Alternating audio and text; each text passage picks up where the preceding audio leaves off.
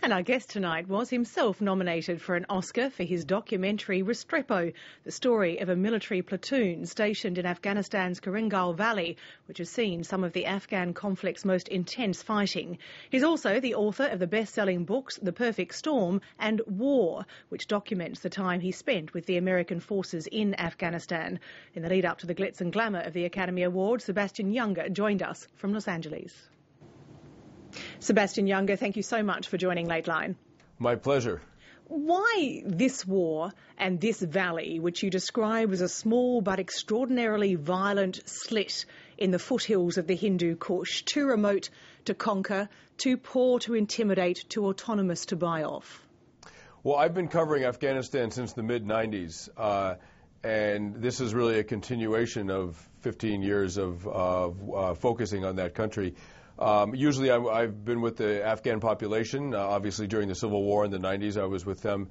And in this case, I wanted to know, for this project, I wanted to know what it was like to be a soldier in the U.S. military, fighting in this very, very rugged terrain. I wanted to understand the emotional consequences of combat for young men, the young men who are fighting it. It was all men in the Korengal Valley, by the way. And I had a connection to a battle company of the 173rd. I'd been with them in 2005 in Zabul province. And when they went back to Afghanistan, they just happened to be in the Korengal. And so that's how I wound up there. I wanted to follow one platoon, 30 men, for an entire deployment. We wound up at a very remote hilltop outpost position called Restrepo. And that's where I spent much of a deployment in 07 and 08. And in some ways, was that fortuitous? Because it seems that everything that happened in the Korengal Valley was a microcosm of what happened elsewhere. Absolutely. I mean, if you want to study how men endure and react to combat, the Korengal place was a pretty good. The Korengal Valley was a pretty good place for it. They were in over 400 firefights. A fifth of all the combat in all of Afghanistan at that time was being absorbed by the 150 men of battle company, particularly 2nd Platoon, who were in a very remote outpost, which is, well, you know, I was with 2nd Platoon most of that year. So, yeah, it was actually sort of perfect for my purposes, although it had its risks and its hardships. I remember looking out the little bubble windows on the side, kind of just like this, because I was right next to the window. And I could see when the Chinook had made a hard right turn into the valley. I was like, holy shit, we're not ready for this.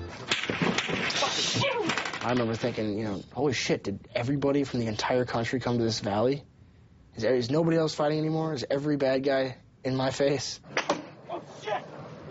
You very deliberately set out not to discuss the politics of this war. There are no interviews with generals, there are no diplomats, there are no commentators. You talk about wanting to bear witness.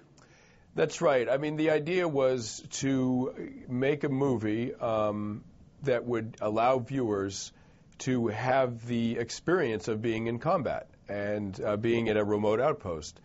And with documentary film, as soon as you cut away to an interview with a general in an armchair or what have you, you're not in that reality anymore. And, you know, the soldiers can't ask generals questions like that. They can't go home and visit their families.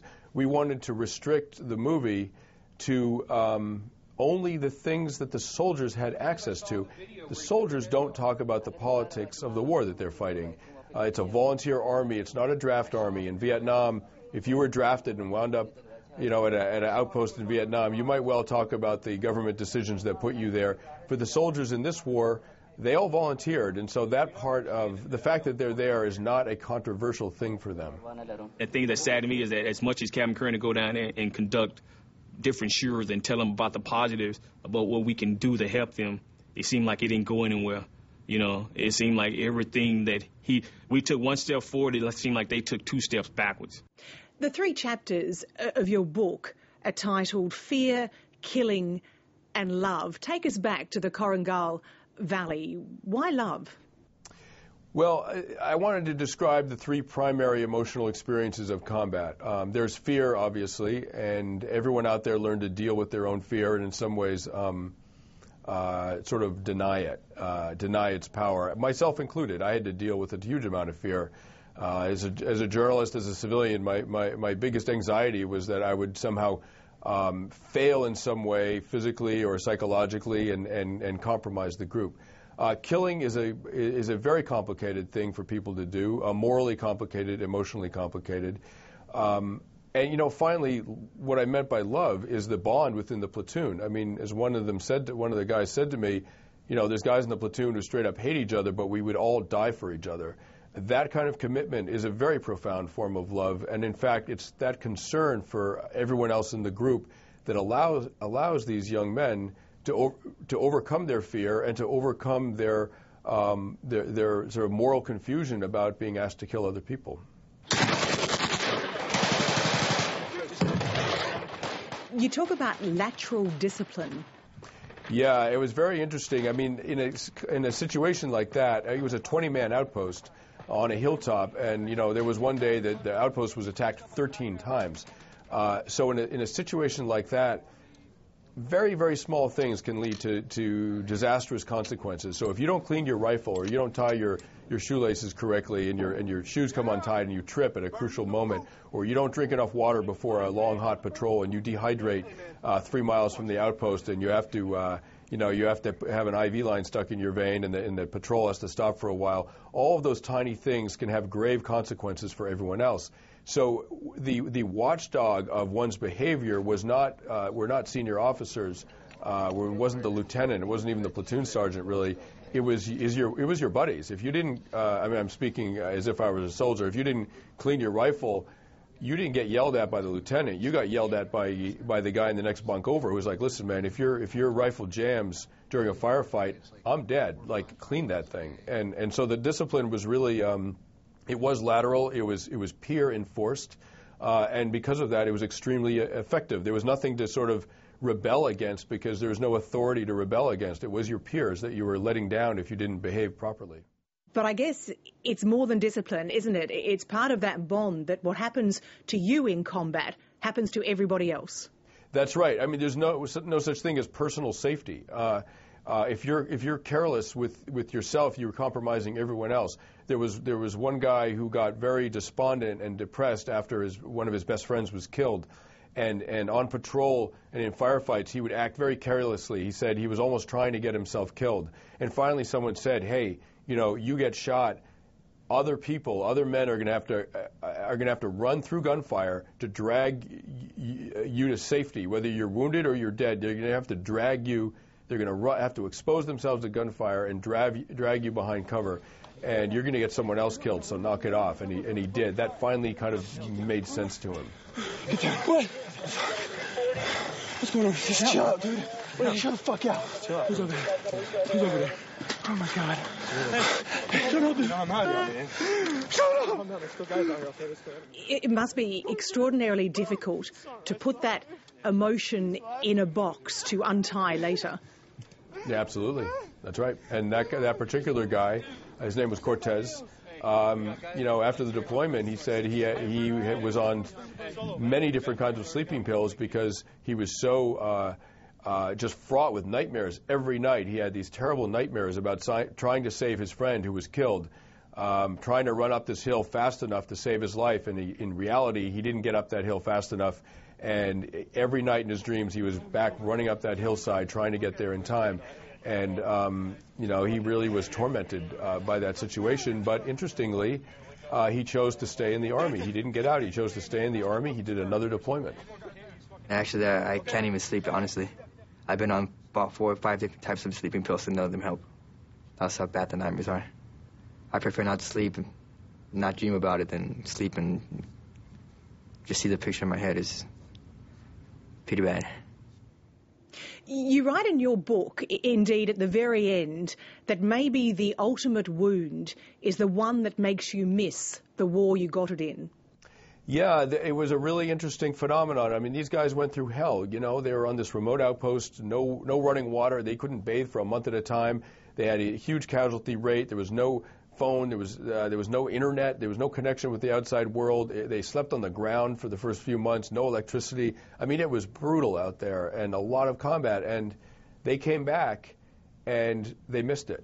That really confused them. They missed it. They didn't want to be in Italy. They wanted to go back They missed combat. They wanted to be back. Part of them wanted to be back at Restrepo, and that was very confusing to them. And it's something that these young men really struggle with, and that society, I think, is very loath to sort of understand or to accept. Combat is so obviously such an awful thing. It's almost politically incorrect to try to understand why a young man might miss it. Big firefight. Yeah. Big. Fucking packing up rounds. That was fun though, man. That was fun. You can't get a better high. It's like crack, you know. Get some, Thomas! And does it go back to the lateral discipline that you talk of, that when you've been working in a unit with that sort of bond, what happens when you go home and that bond's not there? Yeah, that's exactly right. I mean, what they miss in society isn't, I mean, it's easy to pathologize that reaction of missing combat. They're adrenaline junkies, they're addicted to combat. I think there is some adrenaline component to it. Young men are statistically, they're terrible risk takers. I mean, the mortality statistics for young men are just monstrous compared to young women or compared to older men. So adrenaline is part of it.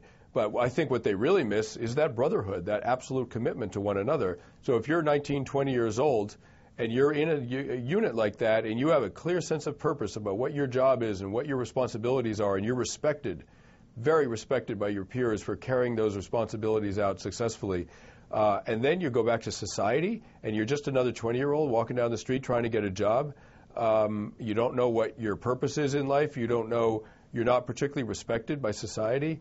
That's a very hard transition, and they miss that certainty, that sense of completeness and inclusion that they had at a place like Restrepo, and so they stay in the Army.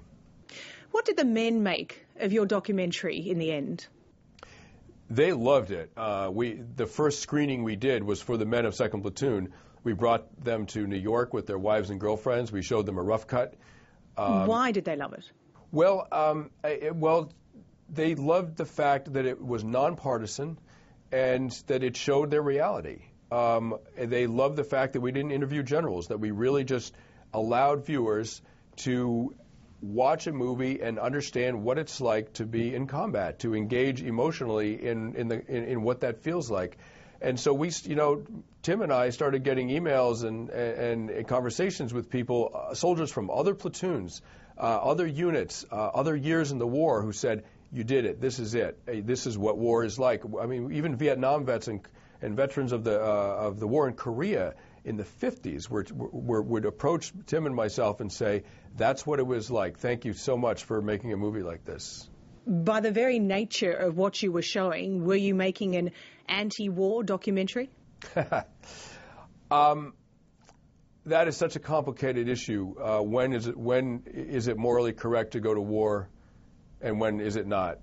We all know that war causes an enormous amount of suffering, and on that level, any realistic movie about war, by default, is an anti-war statement. But I've been covering Afghanistan since the mid-'90s.